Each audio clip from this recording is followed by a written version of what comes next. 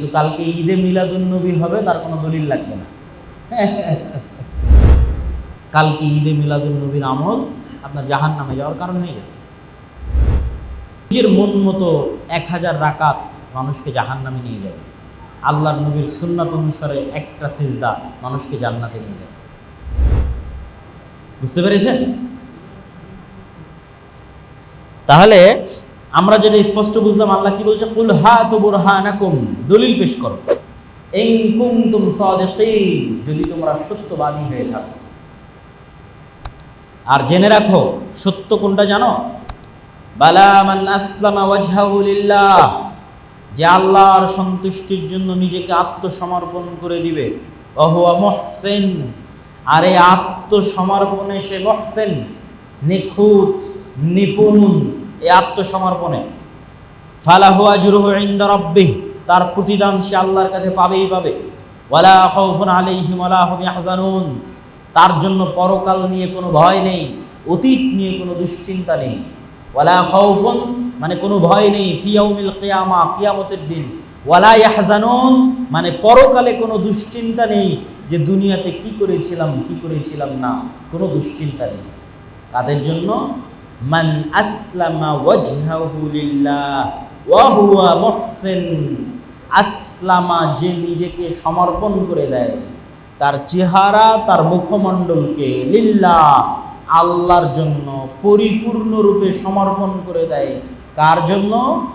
আল্লাহর জন্য। ওয়া হুয়া মুহসিন, এমত অবস্থায় সে মুহসিন। মুহসিন মানে কি?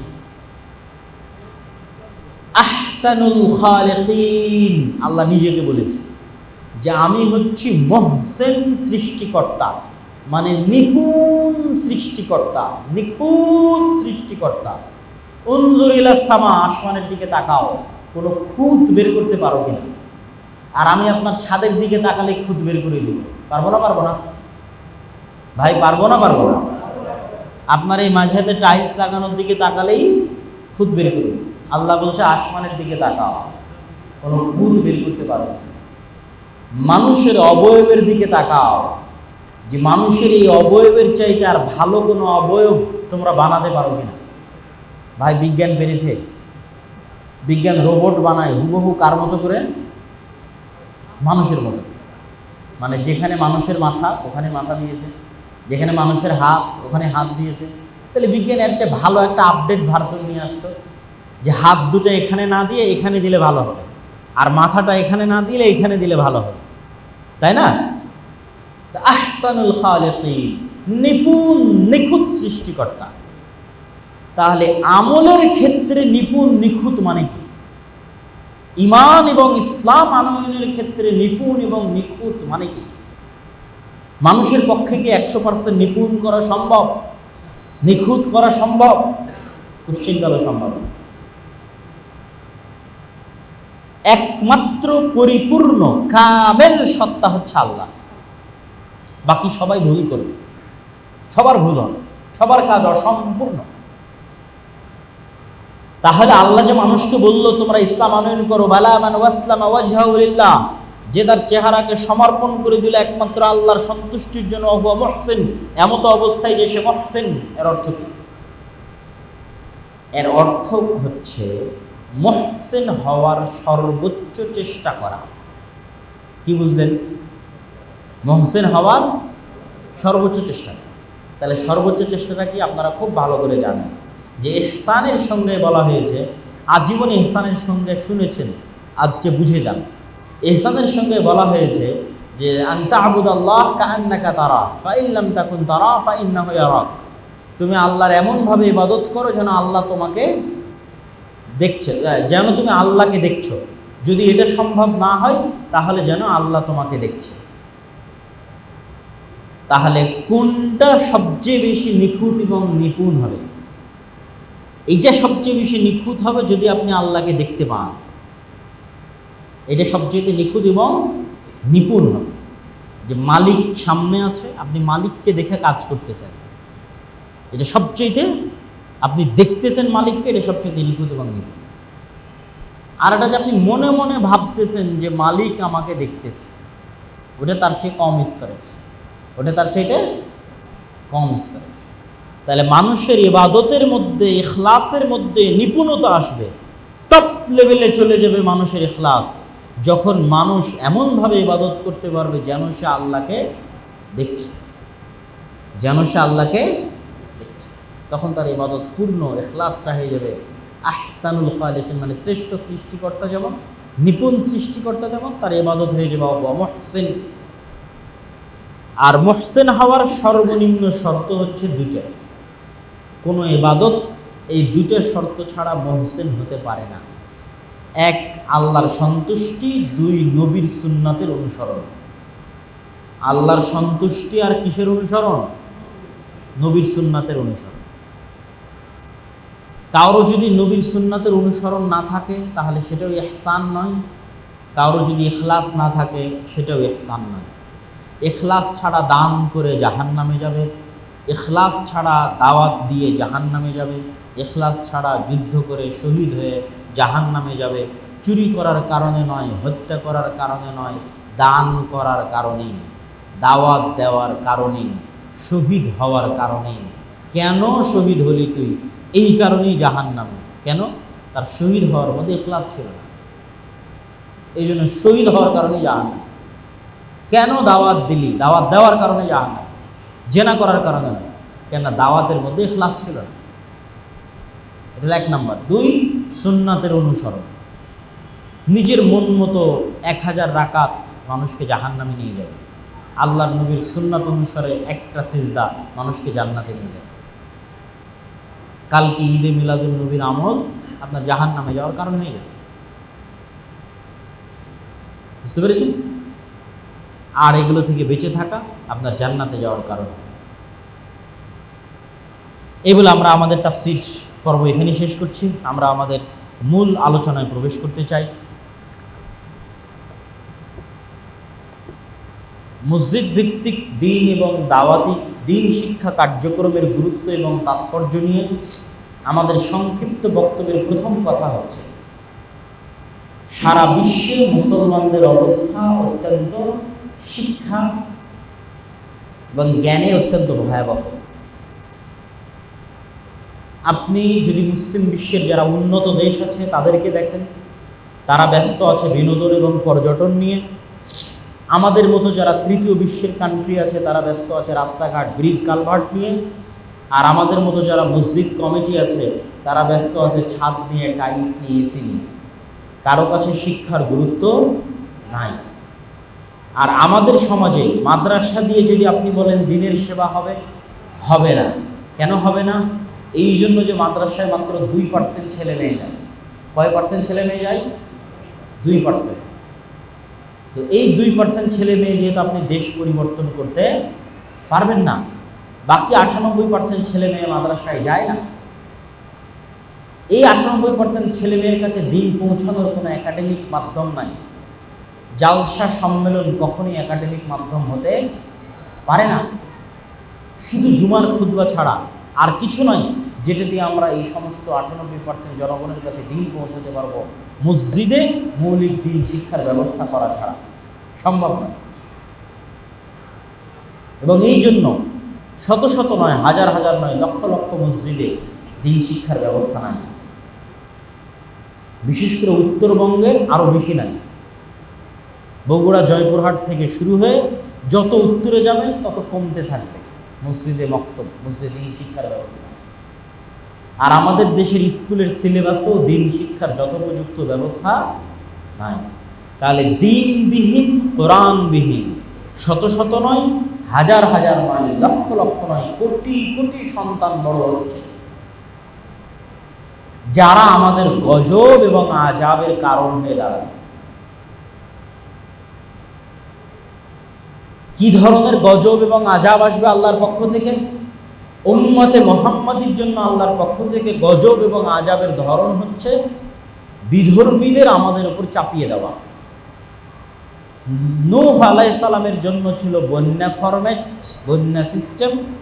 লূত আলাইহিস সালামের জন্য ছিল শহর উল্টিয়ে দেওয়া সিস্টেম। আদ সামুদের জন্য ছিল ঝড়, বিকট আওয়াজের সিস্টেম। আর উম্মতে মুহাম্মাদীর জন্য গজবের সিস্টেম হচ্ছে বিধর্মীদের উপর, বিধর্মীদেরকে আপনাদের উপর চাপিয়ে দেওয়া। রোহিঙ্গাদের দেখেন, ফিলিস্তিনিদের দেখেন, তাদের যখন হত্যা করা হয় পশু পাখিও মনে করা হয় না, মানুষ তো বহু দূরের কথা। আপনাদেরকে পশু পাখিও মনে করা হবে না, মানুষ তো বহু দূরের কথা। সেই দিন আসবে, সেই দিন আসার আগেই আমাদেরকে দিনে ফিরে আসতে হবে, কোরআনের কাছে ফিরে আসতে হবে, আল্লাহর বাণীর কাছে ফিরে আসতে হবে। এবং এই লক্ষ্য নিয়েই মূলত আমাদের এই দাওয়াতি সফর। আমরা আজকে আপনাদের এখানে দাওয়াতি সফর না দিয়ে যদি জালসা বা প্রোগ্রামে যেতাম, তাহলে অবশ্যই মানুষ কিছু না কিছু হাদিয়া দিত। সেই হাদিয়া ছেড়ে দিয়ে, পরিত্যাগ করে দিয়ে, কষ্ট করে মানুষের বাড়ি থেকে বাড়ি, মানুষের গ্রাম থেকে গ্রাম, মানুষের এলাকা থেকে এলাকা, এ পর্যন্ত আমরা 100টার অধিক মসজিদ সফর করেছি। এই যে আপনাদের কাছে আসা, আপনাদের বাড়িতে, আপনাদের ঘর পর্যন্ত আসা, ফি সাবিলিল্লাহ, এই আসার পিছনে আমাদের মূল লক্ষ্য উদ্দেশ্য কি? আমরা আপনাদের কাছে কি চাই? ইয়া কওমি লা আসআলুকুম আলাইহি আজরা, হে আমাদের কওম, তোমাদের কাছে আমরা টাকা পয়সা চাই না। নবীরা তাদের কওমকে বলতো, ইয়া কওমি লা আসআলুকুম আলাইহি আজরা, হে আমাদের কওম, তোমাদের কাছে টাকা পয়সা চাই না। ইন আজরিয়া ইল্লা আলাল্লাযী ফাতারানি, আমার টাকা পয়সা তো উনিই দিবেন, যিনি আমাকে, আমার প্রতিদান তো উনিই দিবেন, যিনি আমাকে সৃষ্টি করেছে। আমি তোমাদের কাছে চাই, আমি যেটা বলছি তোমরা সেটা করো, না হলে গজবের শিকার, আযাবের শিকার। আমিও আপনাদেরকে বলতে চাই যে আপনাদের, আমাদের এই সফরে আসার পিছনে কোনো উদ্দেশ্য নেই, না আপনাদের কাছে টাকা পয়সা চাওয়া, না আপনাদের কাছে খাবার চাওয়া। আমাদের উদ্দেশ্য কি? আপনাদের কানে, আপনাদের বাড়িতে, ঘরে এসে এই মেসেজটা দেওয়া যে মসজিদে দিন শিক্ষার ব্যবস্থা শক্তিশালী করতে হবে, না হলে আল্লাহর গজব আসতেছে। পুরো জাতি যদি কোরআনবিহীন হয়ে যায়, তো আল্লাহর গজব অবধারিত, আল্লাহর আযাব অবধারিত। আর এখন এটা আরো বেশি বেড়ে গেছে, মসজিদে বক্তব্য উঠে যাচ্ছে, বাড়া তো বহু দূরের কথা। আর মানুষ দাওয়াতি কাজ মনে করছে জালসা সম্মেলনকে, অথচ জালসা সম্মেলনের আগে মসজিদে দিন শিক্ষার ব্যবস্থা করতে হবে। আজকে যদি আপনাদের এই মসজিদের 5 সদস্য বিশিষ্ট কমিটি করে দিয়ে ইউরোপিয়ানদের, 5 সদস্য বিশিষ্ট কমিটি করে দিয়ে আমেরিকানদের, তাহলে এই মসজিদে 10 টাকা ইনকাম থাকলে ওরা 5 টাকা আগে শিক্ষায় ব্যয় করবে। কেন? ওরা জানে শিক্ষা না থাকার কারণে মসজিদে মুসল্লি আসবে না। মসজিদ স্বর্ণ দিয়ে বানিয়ে দিলেও মসজিদে মুসল্লি পাওয়া যাবে না। তাহলে মসজিদের প্রাণ মুসল্লি, মসজিদের প্রাণ সালাত, ওইটার পিছনে আগে ইনভেস্ট করতে হবে। সেটা হচ্ছে শিক্ষা, দাওয়াতি কাজ। আর মসজিদের বিল্ডিং, টাইলস, এসি 10 বছরের জায়গায় 20 বছরে হবে, 20 বছরের জায়গায় 40 বছরে হবে, কিন্তু আগে শিক্ষা। কিন্তু আমাদের মুসলমানদের দেখেন, আরব বিশ্বের দেশগুলোর কাছে টাকা আছে, তারা খরচ করছে বিনোদন আর পর্যটনে, শিক্ষাই করে না তা নয়, কিন্তু মূল ফোকাস নাই। দেশের সরকারের কাছে টাকা নাই না, আছে, খরচ করছে কোথায়? কনস্ট্রাকশন, বিল্ডিং, রাস্তাঘাট। পদ্মা সেতুর মতো শিক্ষা, জ্ঞান, গবেষণার কোনো মেগা প্রজেক্ট নাই, মেগা প্রকল্প নাই। এই জন্য ইংল্যান্ডের যেটা সর্বনিম্ন বিশ্ববিদ্যালয়, সেটাও বাংলাদেশের ঢাকা বিশ্ববিদ্যালয়ের চেয়ে ভালো। আর আমাদের মসজিদ কমিটির কাছেও শিক্ষার গুরুত্ব নাই। আর ইউরোপিয়ানরা পৃথিবী চালাচ্ছে কেন? তারা আমাদের চেয়ে জ্ঞানে 500 বছর এগিয়ে আছে। তাদের গাড়িতে উঠলেও দেখবেন মানুষ বই পড়তেছে, ট্রেনে উঠলেও দেখবেন মানুষ বই পড়তেছে, পার্কে গেলেও দেখবেন মানুষ বই পড়তেছে। কোনো বই পড়া থিওরি বলছি না, আমার বাস্তব অভিজ্ঞতা বলছি। সেখান থেকে আমি বুঝতে শিখেছি, দেখতে শিখেছি যে মুসলমানদের জ্ঞান এবং শিক্ষার চরম অধঃপতন সারা পৃথিবীতে, এবং দিন দিন আরও বাড়তেছে। এই অধঃপতন থেকে উদ্ধারের জন্য অন্তত আমাদের সাধ্যের জায়গা হচ্ছে দিনের শিক্ষা। আমরা সেই সাধ্যের জায়গায় মসজিদ নিয়ে কাজ করতে চাই। এই জন্য আপনাদের কাছে আসা।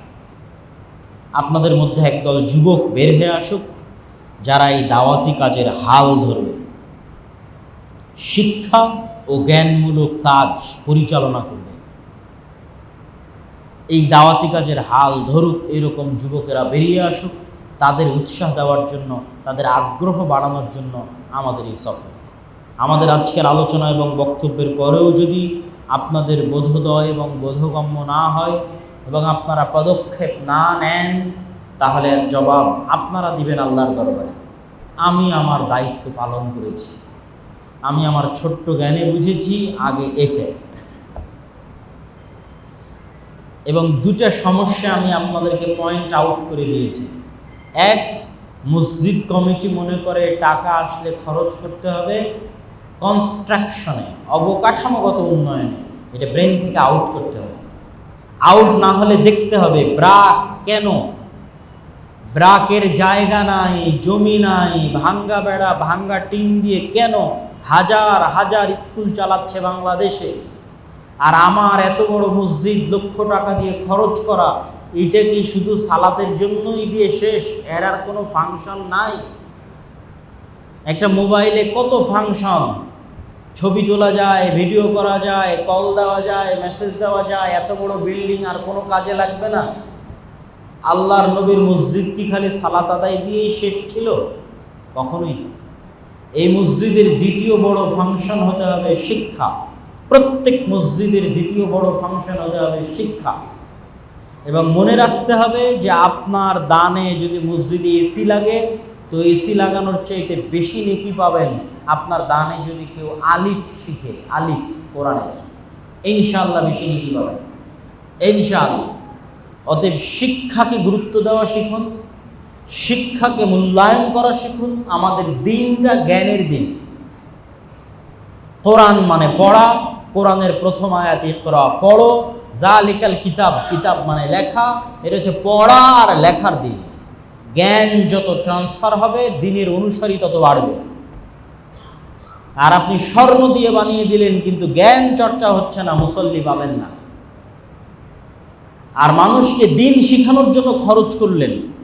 দিন শেখানো মানে ভাই একদিনের জালসা নয়। একদিনের জালসা দিয়ে দিন শেখা যায় না। একাডেমিকভাবে সিলেবাসের মধ্যে দিন শিখতে হবে।